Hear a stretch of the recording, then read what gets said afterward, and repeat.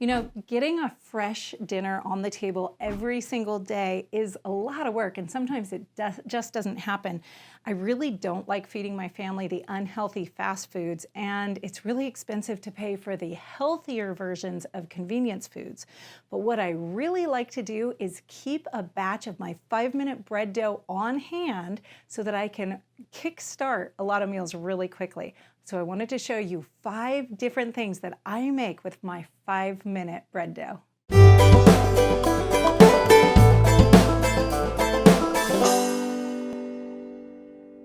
Before we get started, let's go through the directions really quickly for the 5-minute bread dough. In a large container, you'll want to combine 3 cups of warm water,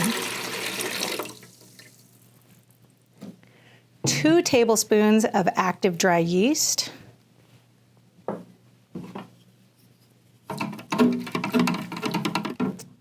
1.5 tablespoons of a good quality salt, and 6.5 cups of flour. Mix this until well combined. Now remember, this is a no-knead bread, so you don't actually have to knead the dough. You just have to make sure that all the flour is well combined. Once it's well combined, you can cover your container and set your dough aside for about an hour in a warm place. After that amount of time, you're ready to slide it into the refrigerator for whenever you need it, up to 2 weeks later. Then you're ready to just pull off little bits whenever you're ready for it. During the summertime, I love to make complete meals out of salads, main dish salads, but a salad doesn't always keep those growing kids full for very long. So that's when I reach for my herbed flatbread. Here we go. So first we just want to take a nice grapefruit size lump. Remember to have your hands wet.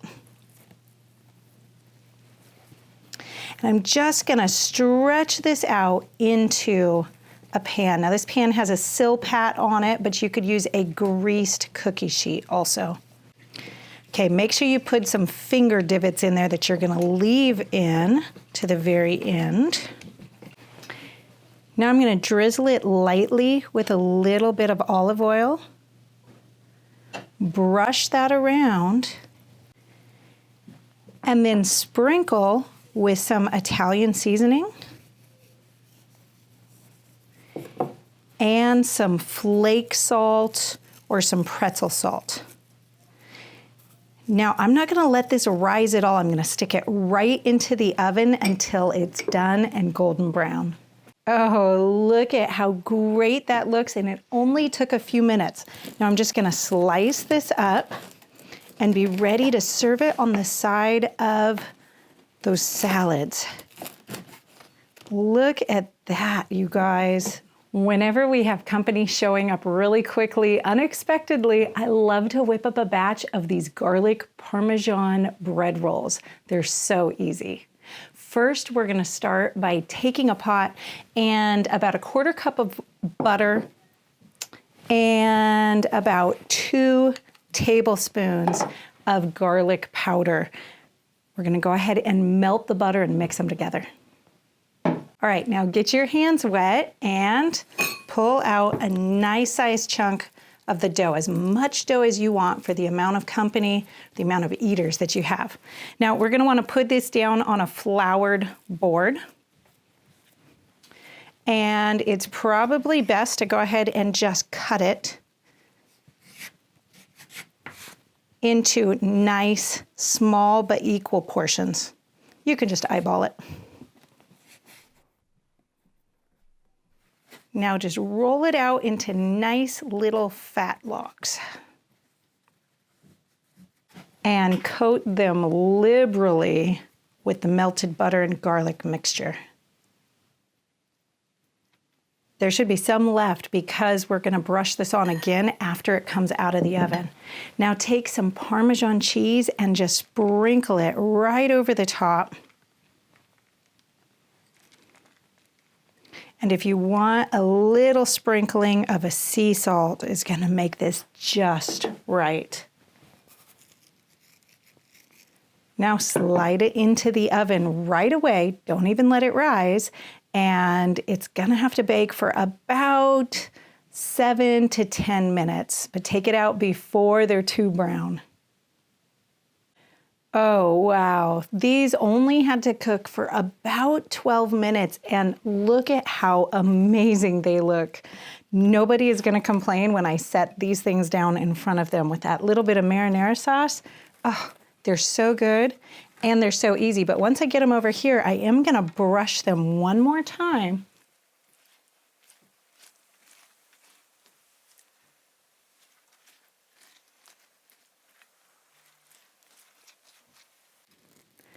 Look at that. Oh my goodness. That was so easy and it's so amazing, so delicious. I love a good roasted veggie soup, but when you have growing kids in the house, that soup doesn't keep people very full for very long. So that's when I grab for some really easy, quick dinner rolls. Now I have wet hands and I'm just gonna take a small pinch off of my 5-minute dough. I'm gonna stretch the skin tight all the way around and set it down onto either a greased pan or a pan with a silicone sheet on it. Now I'm just gonna make up as many bread dough or dinner rolls as I need.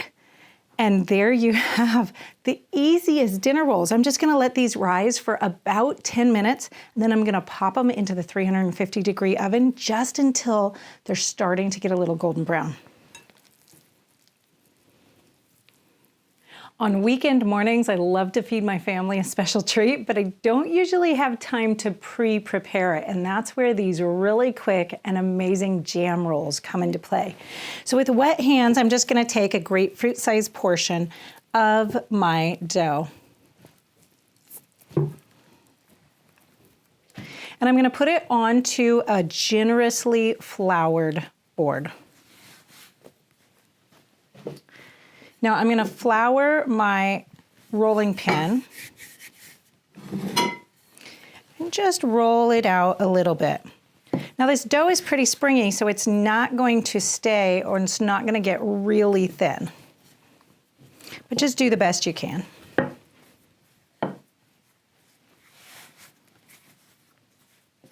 Okay, once you have it roughly in a rectangular shape, you're ready to move on. We're gonna put about 2 tablespoons of butter into a pan, and we're gonna go ahead and get that melted. First thing I wanna do is brush my pan with some melted butter. Give it a pretty generous coat at the bottom and around the edges.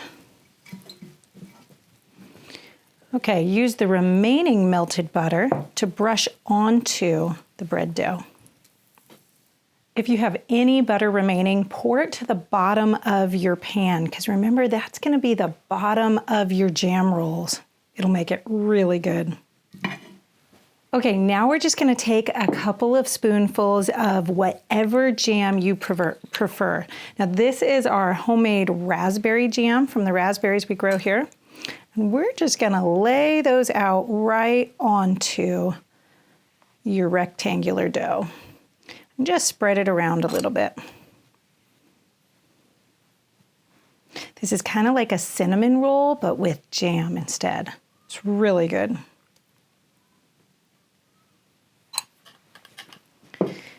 Okay, now we're just gonna roll our dough up cinnamon roll fashion.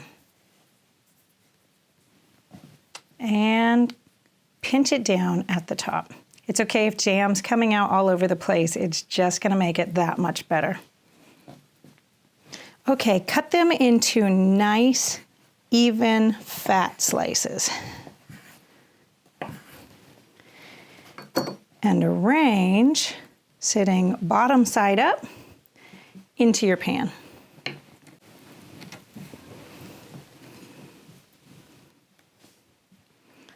All right, now we're gonna let these rise for about 10 minutes and then slide them into the 350-degree oven until they're just barely starting to brown a little bit at the top.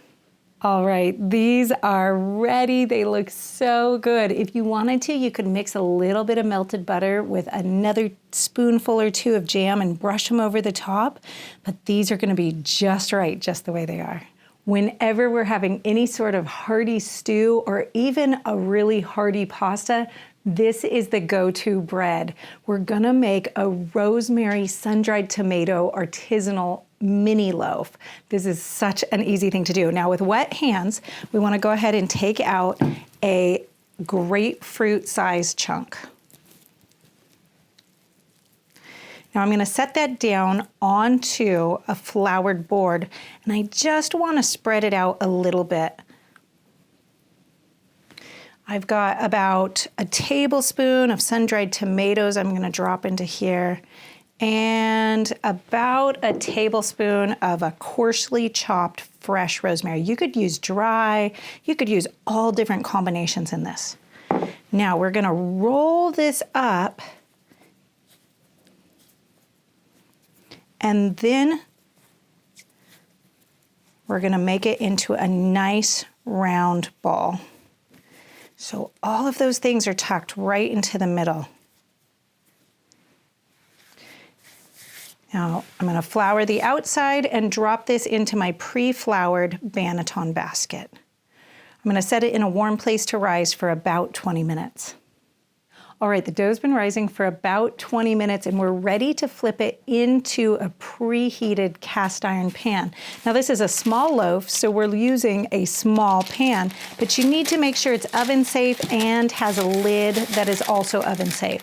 I'm just gonna put some parchment paper down, flip it upside down, and then settle it carefully right down into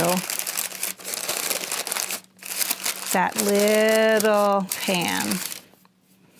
Okay, now I'm gonna put the lid on and slide it into a 350-degree oven for about 20 minutes or until it's a nice and golden brown all the way around. Oh, wow, you guys, I just got this one out of the oven. Look how amazing it looks. We're just gonna pop it right out of the pan by holding the parchment paper. It's very, very hot right now.